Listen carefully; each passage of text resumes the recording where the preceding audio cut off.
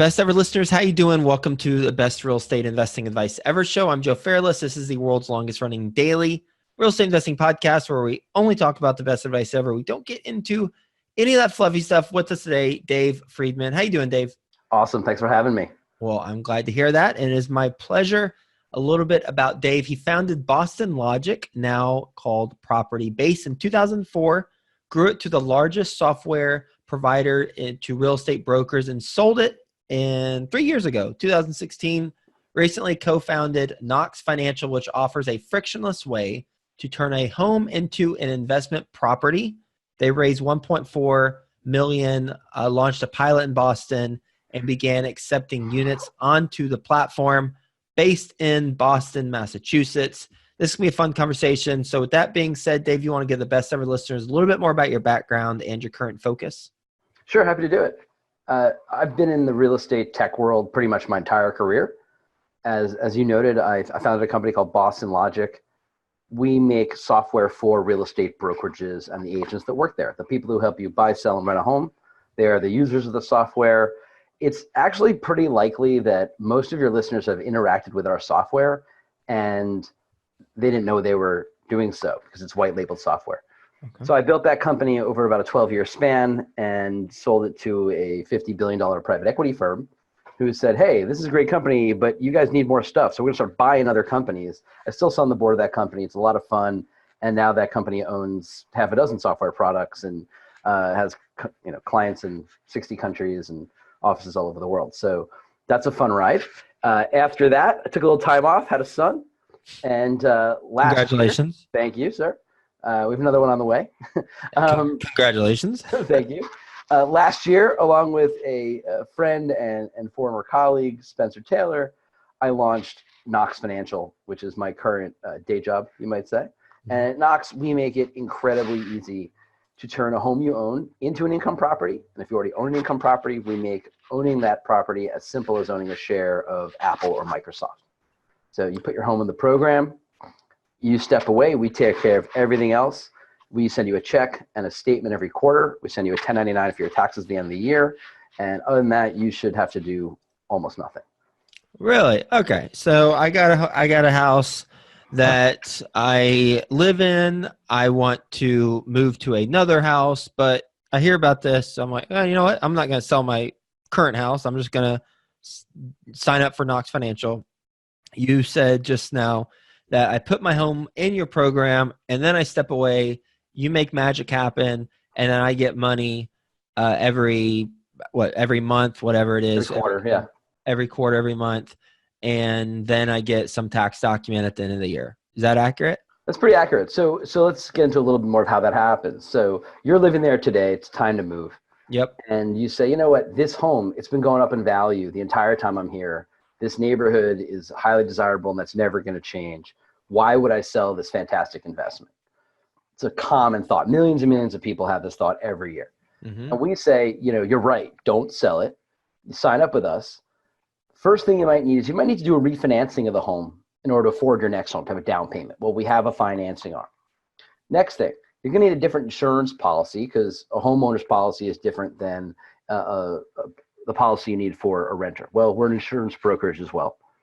Then you're going to need to find a renter. There's going to be maintenance needs. Somebody needs to pick up the phone on Saturday night at 11 p.m. when there's a leaky sink. We've got that function as well. You need legal and leasing and background checking. We do all that. So we find a renter. We put them in the home. We manage all the move in, move out, keys, you name it. We've taken care of it. We also do all the accounting and bookkeeping. So we collect the rent. We pay all the expenses on your behalf. We actually manage a bank account for you as a homeowner. And at the end of the quarter, every 90 days, again, just like a share of Microsoft or Apple that might pay a dividend, we send you the net profit on your home. And at the end of the year, because every single expense is run through us, we can send you a 1099, and it makes filing your taxes incredibly easy. Huh. All right. What are your fees? So we work different than the ways other people work. So other folks, you might hire a property manager for, I don't know, somewhere between 4 and 8%. Then a realtor charge you a month. Or higher, right? Realtor right. Charge you a month's rent, so they get paid for more turnover. We never thought that made sense to us. You need to have a bookkeeper, an accountant, all that stuff. We charge 10 cents on every dollar we collect. Mm-hmm. So I don't charge to put a renter in. I don't charge for professional photography. We do professional real estate photographers in every single unit in order to get better rent. We don't charge rent collection fees. We don't do any of that. All we do is 10% of the revenue that you see is paid to Knox. Okay, so that's 10%, right? Your fee's 10% on the collected income. That's right. Yes. Okay. So when I refinance with you, when I get a new insurance policy, there are no fees to do the refinance? No, the nice thing for a homeowner is that we do make money doing that, but it's not you who pays, it's the market. So banks pay for us to find the borrower. So the bank pays us, or the insurance carrier pays us. So let's say we go out to the market of insurance providers and Chubb is the insurer that comes back with the best deal for you. Chubb actually pays any insurance broker for that, for you bring them that policy. So we make money not from you, but from the market. So on the refinance, there are no fees to your customer. They are paid by the lender and to you all. So you don't, or you all, the customer does not have to pay any fees. The customer does not pay a fee to us. The lending market is its own beast. So there are times as markets go up and down that there may be fees for the loan. These days, you're very unlikely to pay fees. Certain borrowers might pay like PMI or something like that. But again, that's a bank and Fannie Freddie thing, not something we really control. Got it. All right. So how many customers do you have on the platform? So we launched less than 90 days ago, and we've got 10 units on the platform so far. Nice. Congratulations on the launch. You got a lot of things going on. Yeah. Personal and professional. Thank you. Launched 90 days ago, and 10 units are on. Actually, not even. I should say not. It's less than 80 days ago, but it's coming up on 90 days. Coming up on 90 days. 10 units are on. Yeah. Is that your friend, your best friend, and some close relative of yours? 10 units? No, it's none of that actually. They're your enemies. Yeah, exactly. We're actually at the heart of what we do. We're a data and automation company, actually. So what we've done is we've looked at hundreds and hundreds of thousands of homes, because I should say we're only focused right now in the greater Boston area. So we've actually run larger scale models, but when we run the model in Boston, we look at a few 100,000 homes, and using the data, we've identified the actual homes that we want in our program, because we know which homes should be good rental investments and which should be cash flow positive or at least break even. Mm-hmm. Based on that, we also look at the data set and say, okay, who is likely to move soon? And those are the folks that we're targeting. Mm-hmm. And we're planning to scale a very large company here. We're not looking, yes, we have 10 units now, but we're brand new, right? Of course. So we plan to soon have 10 units a month and 10 units a week entering the program. And then we'll go into other markets. We'll go from Boston to, say, Atlanta and San Diego and Chicago and so on and so forth. And in order to do that, when we go into a market, we need to do so in a scalable way. And it's not all going to be our friends and family. It needs to be that we can run a marketing campaign, describe the value we deliver, and have folks say, yeah, Knox is a great investment. I'm gonna jump in that program. So we're launching that and figuring out how to do that in Boston first. What do you need to accomplish in order to then move into another market? That's a great question. It actually comes down to a couple of things. First of all, we need to be able to acquire customers at a certain rate for a certain customer acquisition cost. This is sort of business growth 101 if you've scaled a business in the past. So, what does it cost me to acquire a customer? What do I see in revenue from that customer? And therefore, is that a scalable revenue model? One of the funniest things that's been in the news lately, to go a little bit off topic here, was in Lyft's S1 when they went public. They said, we're not profitable. We may never be profitable. And Uber said, we're going to need driverless cars in order to become profitable. And I thought that was amazing. Like, how are you not making money every time I get into an Uber or get into a Lyft? I just couldn't believe that. So, with us, Details. No one needs No, profit. yeah, We just need profit, speculation. whatever. That's the foundation of our economy. Exactly. So we do not exist in that reality. I don't know how to get over there in that reality. We live in the real world, so we need to prove that in this market we can run units in a profitable, scalable way, and ideally in a very profitable way. And that's where the automation parts of our business really shine. Mhm. And again, that we can acquire customers for a reasonable amount of money. If I have to spend $10,000 in ad buy to acquire a customer, I'm never going to make any money. So we need to get some brand recognition out there. We need people to tell their friends and be happy about the service that we're delivering, and so forth. All of our clients are very happy. And then say, okay, we've got a foothold. We got a few hundred units here in Boston. Let's go and growing. Let's go do that in another city, and then 2 more, and then 10 more.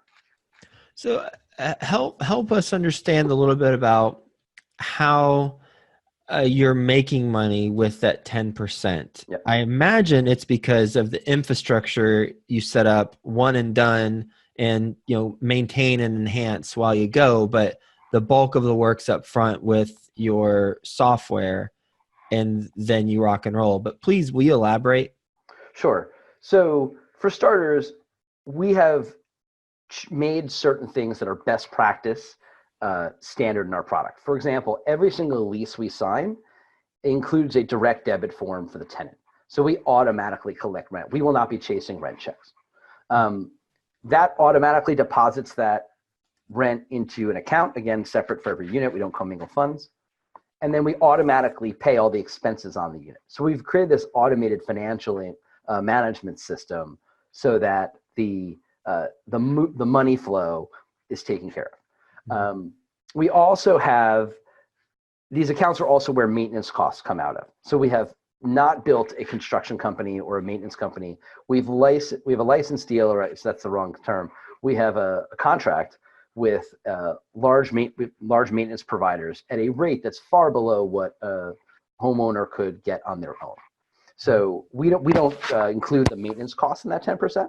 If you've got a home that's in good repair, you're not going to have a lot of maintenance costs. If you don't, it might not make a good rental, and we'll tell you that. We'll be honest with you about it.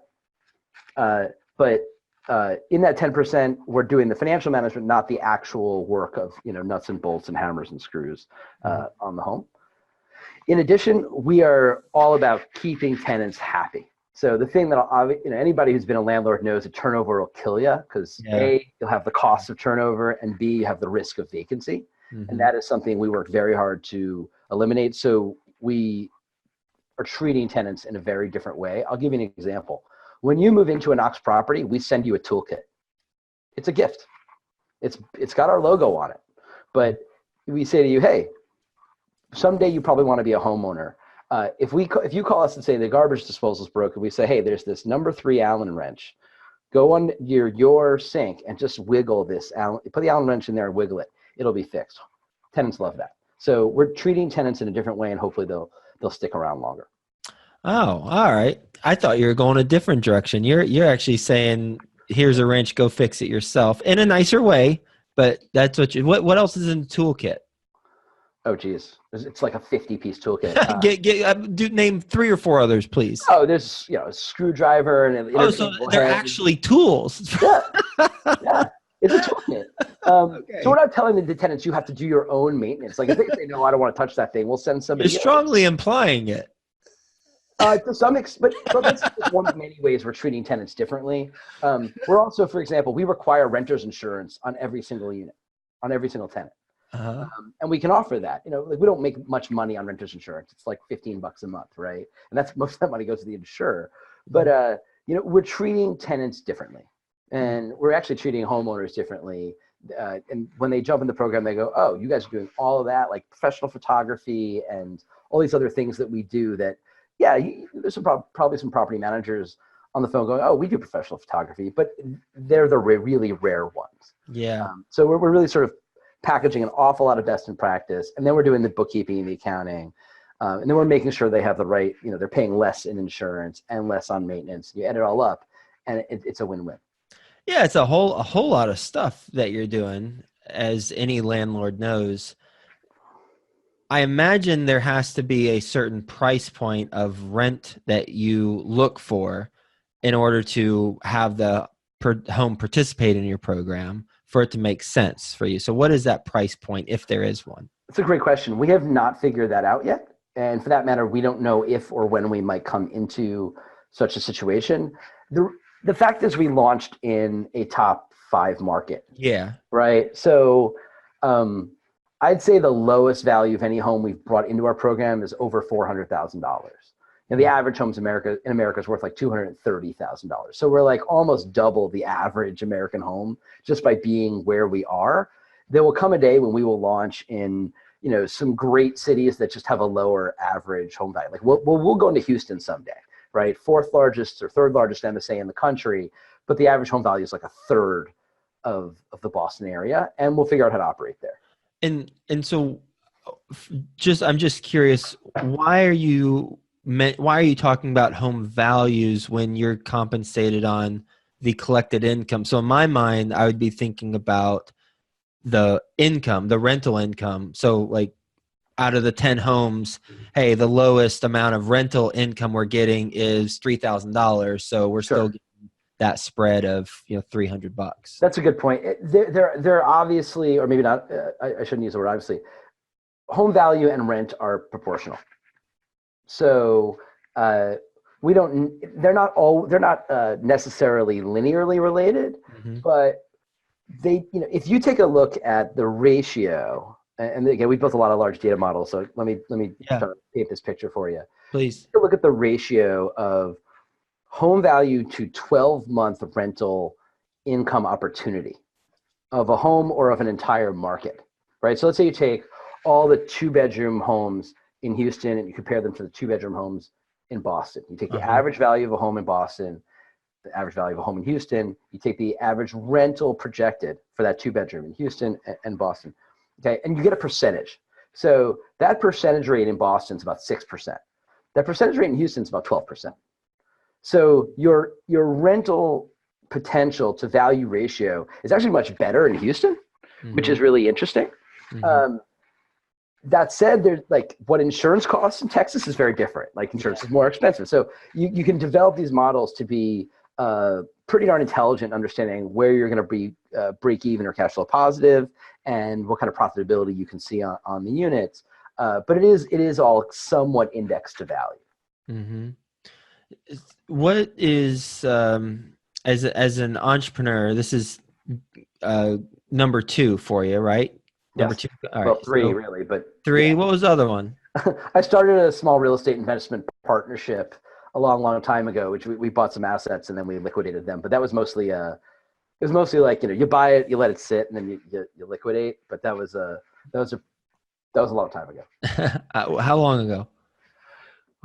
When I'm trying to remember. We sold out in maybe it was 05 or 06. So that was the end of that story. Maybe it was like an 03 to 05 or 06 story. It was pretty quick. It was back then when you could do that kind of thing. Yeah. You could buy and value would go up, 10, 15% per year, and you could be out. And we returned 56% per year, cash on cash to people before tax. And you just the financing terms you could get back then, that's all evaporated now. Would have been an interesting story if you had waited till 09 to sell. Right. No, that's really funny. I'm trying to even remember the exact. For the Boston market, we were like at the cusp. It was like things were leveling off, and you just knew, give it another 6 to 12 months, they were going to come down. It was already getting harder to get financing when we sold, and it was really like we could not have recreated day one of that deal on day N, on day final, but we were able to still sell. Yeah. Thank goodness. Yeah. Right. All right. So this is round 3 for you on ventures. What in your approach have you honed, knowing that this is round 3, that wasn't as honed in round 1 and round 2, which sounds like they were a tremendous success, round 1, round 2, but you learn some stuff too along the way, and you get better as you go, regardless of the outcomes. Yeah, I mean, the number of things that you learn along the way are actually critical, and you should have done like a few years ago. And then this time we're putting in place like, month 3 or month 6 instead of year 3 or year 6 is enormous. Like putting in the right marketing software, putting in the right CRM, putting in the right accounting software, mechanizing any part of the business development process you can to make it simpler and more repeatable and accurate. All that. What CRM do you recommend? Salesforce all day long. How come? Well, with Salesforce, if you're a relatively technical person, and I don't mean like you have to be a coder. I'm not personally a coder, by the way. Mm-hmm. But if you have an attitude of like, hey, I'll get into something and I'll figure it out, and I'll with enough clicking and button pressing, I'll figure just about anything out. And if you're an entrepreneur, you're probably that type of person. Mm-hmm. You can get so much done with Salesforce. So that's bullet 1. Bullet 2, it'll scale with you to whatever size you want to be. And 3rd, it connects to everything. So we've got Salesforce connected to HubSpot, which is our marketing automation system. It's connected to DocuSign, which is how we do all of our contracts electronically. DocuSign has saved my butt more times than I can count, or just saved me thousands of hours of my life. Yes. I would use Adobe Sign, but yeah, sure. Either one. Yeah. Well, yeah. But so one of the cool things here is that DocuSign will actually take information out of Salesforce and fill it into fields for you if you do the integration correctly. So it accelerates that. We're connecting, we haven't done it yet, but DocuSign to NetSuite, which is owned by Oracle, great accounting package and GL package. You need to have a third-party middleware company to connect them, but we're doing that. So Salesforce becomes the hub for your data. It's not just a CRM. Mm-hmm. So that's why I think it's really great. Mm-hmm. If I was more strapped for cash than I am, I might be using the out-of-the-box CRM in HubSpot, because I was going to use HubSpot anyway, and it comes with it. There's a lot of decent CRMs out there. I mean, heck, even NetSuite comes to the CRM. So technically we have access to 3 of them, which is ridiculous. Mm-hmm. Yeah, that's good. I'm glad you talked about that. Just interesting to hear your perspective. Sure. All right, what's your best real estate investing advice ever based on your eclectic experience as a real estate entrepreneur? It's funny. I just contributed to an article for Forbes, and they asked a similar question. Like, their question was, how do you maximize value in a home? So this is sort of the top of mind answer. If you look at property and there's a way to add bedrooms, do it. Mm. That's my advice. And this could be like, you've got a house you're buying and you're going to rent it out. I once turned a 2-bed into a 4-bed when I bought it. I'm actually in the process of turning a 1-bed into a 2-bed that I just bought recently. Mm. And it's usually not that much money to like put up a wall in a closet, right? Mm-hmm. You can do that you can do it on a weekend if you're handy. You could do it for a couple grand if you hire a contractor, a few grand. Mm-hmm. Maybe you need to put in another light switch or something. So maybe it's $5 grand if you went really crazy. You need the rent you'll see is too, but yeah, just dramatically greater. So if you're looking at a large multifamily, look at every unit and go, okay, what's my total number of bedrooms here? Can I squeeze 10%, 20%, 50% more bedrooms out of this property, and suddenly you're renting you're renting better. In today's market, people are worried, in rentals anyway, less about square footage total. They're worried more about how many people can I kind of squeeze into this house, and that'll get you better returns. And you're coming at the thing I enjoy about this conversation is you're coming at this from an investing standpoint, but also from a data standpoint, right? So I imagine you've taken a look at the data, and that's what it's also shown you. Oh yeah. So let me give you an example. So one of my favorite places to look at data is short-term rentals, actually. So I own a property that one of my rental properties is only short-term rentals, Airbnb and VRBO. Okay. Just go and if you own one, if you happen to own one, or even if you don't, search in your own neighborhood for 1-bedroom rentals on those platforms, and then go and look and search for 5 or 6 or 7-bedroom rentals. And you'll find there's dramatically more competition when there's fewer bedrooms. Okay. Okay. Yeah. So suddenly you paid the same amount for the house. It's got the same amount of square footage. It costs the same amount to heat. The bills are the same. Still got to plow the driveway. That costs the same, right? All your other costs the same. 1 more bedroom, revenue goes up. So the minute you buy it, invest in putting in that extra bedroom for the lifetime of the owner that you own it, you're making more money.